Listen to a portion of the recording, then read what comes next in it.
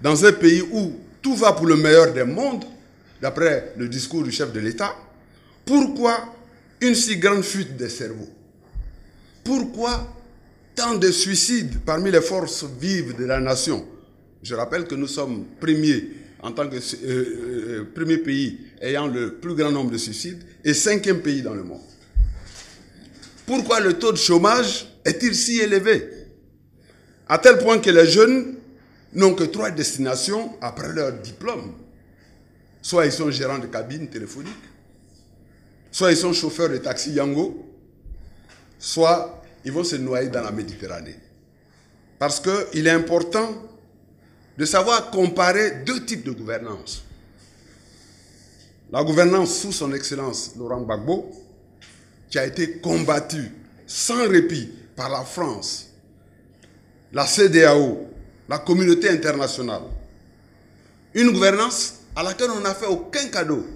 D'une part, de la gouvernance du président Ouattara, qui débutait son coup d'État armé avec tous les voyants au vert, puisqu'il avait les acquis de la PPTE. Il attendait donc la manne financière qu'il n'avait pourtant pas négociée. C'est d'ailleurs la raison pour laquelle vous vous souvenez tous que le chef de l'État avait fait promesse par an, attribution de financement au chef-lieu de département, Yamsoukro 1000 milliards, 1005 milliards, Bouaké 310 milliards, etc., etc.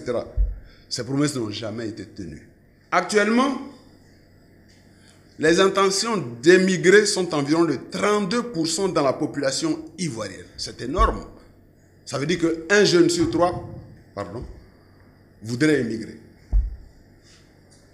La jeunesse ne veut plus rester au pays, ne voyant aucun espoir à l'horizon. Nous sommes d'autant plus à l'aise pour en parler que nous ne faisons que reprendre les propos d'une personnalité française sur nos radios privées, que sur les 124 000 demandeurs d'asile officiels que la France avait enregistrés, 68% étaient des Ivoiriens.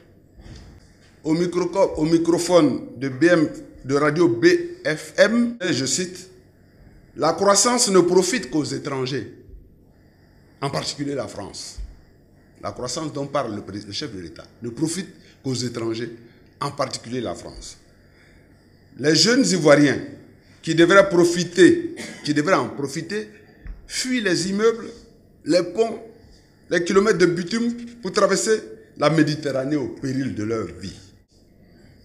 Alors, mais ce qu'on retient, c'est que Lampedusa déclarait que sur 12 000 personnes qui débarquaient sur leur côte, la plupart donc déclaraient d'être de nationalité ivoirienne.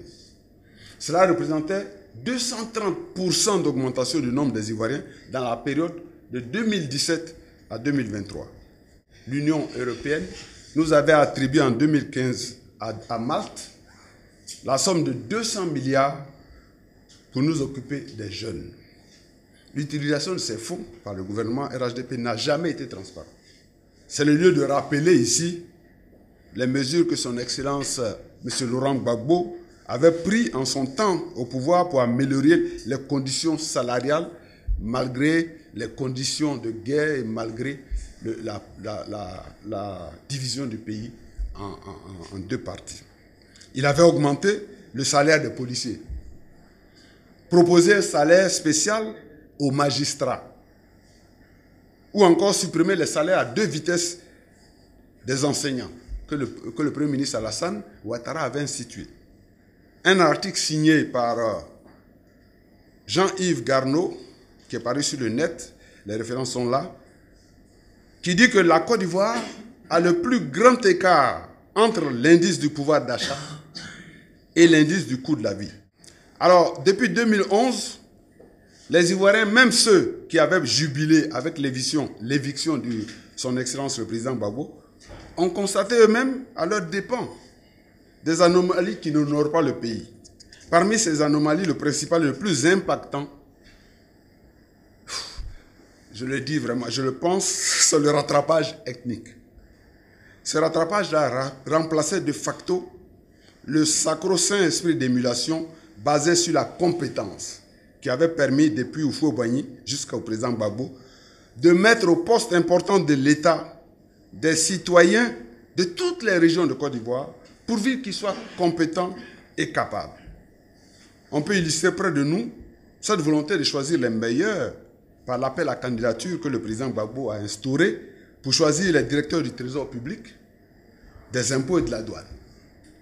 Ces trois personnalités n'étaient pas issues du parti du président Gbagbo. C'étaient des Ivoiriens compétents, simplement. Le PPACI propose donc, premièrement, que le chef de l'État et le gouvernement diminuent leur train de vie. Que le chef de l'État, qui est le premier garant des institutions, commence par donner le ton, ramener son fonds spécial de souveraineté à des proportions acceptables. Lui, il a 342 milliards, le ministère de la Santé a 620. C'est-à-dire que le fonds de souveraineté là représente 55% de tout le budget du ministère de la Santé. Et ce fonds qu'on lui a attribué est distinct du budget de fonctionnement de la présidence qui est passé de 80 à 100 milliards. Ce qui revient à un cumul de 442,6 milliards de francs CFA. Nous demandons aussi que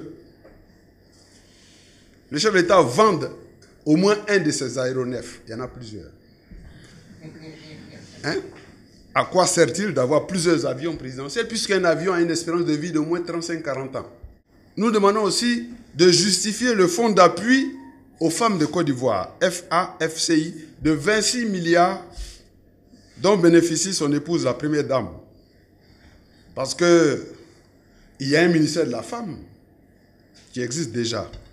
Alors, aujourd'hui, à quoi servent donc les ministres-gouverneurs? Si tant est qu'il existe des autorités administratives et préfectorales de région. C'est paradoxal qu'un pays en développement comme le nôtre, qui ne compte qu'environ 30 millions d'habitants, 29 millions et quelques, ce pays-là ait 17 institutions. Alors que des pays comme les États-Unis d'Amérique et la France n'en ont qu'entre 5 ou 6. Le PPACI demande aussi, surtout à la justice, d'enquêter et de sanctionner les ministres et ou les directeurs de sociétés d'État responsables des détournements scandaleux impunis auxquels tout le monde a assisté depuis la prise de pouvoir du RHDP. C'est le président, son Excellence Gbagbo Laurent, qui a, dans les années 2000-2001, fait voter une loi pour mettre en place cette assurance maladie-là, universelle. Aujourd'hui, je pense que vous avez une carte de couverture médicale. Est-ce que vous avez satisfaction vous-même? Donc, nous, on n'est pas satisfaits. Ils ont voulu nous tricher. Ils ont voulu faire la photocopie, mais la photocopie ne ressemble pas à l'original. Si quelqu'un n'est pas assuré, vous ne pouvez pas le condamner. L'idéal serait qu'il s'assure. Mais s'il n'est pas assuré, qu'il veut faire un concours, qu'il veut aller à l'école, vous ne pouvez pas l'empêcher. Nous avions dénoncé cela et ils ont répondu en disant que oui, il y avait une loi qui disait que par la suite on devrait imposer cela à tout le monde. Oui, on devait imposer cela à tout le monde, mais en commençant de manière progressive. Ce qui est sûr, je vous réponds tout de go. Si nous avons le pouvoir en 2025, il n'y a même pas de problème, tout le monde va rentrer. Nous avons demandé que tout Ivoirien selon la Constitution ne peut pas rester en exil. Même Soro Guillaume, nous exigeons toujours qu'il revienne.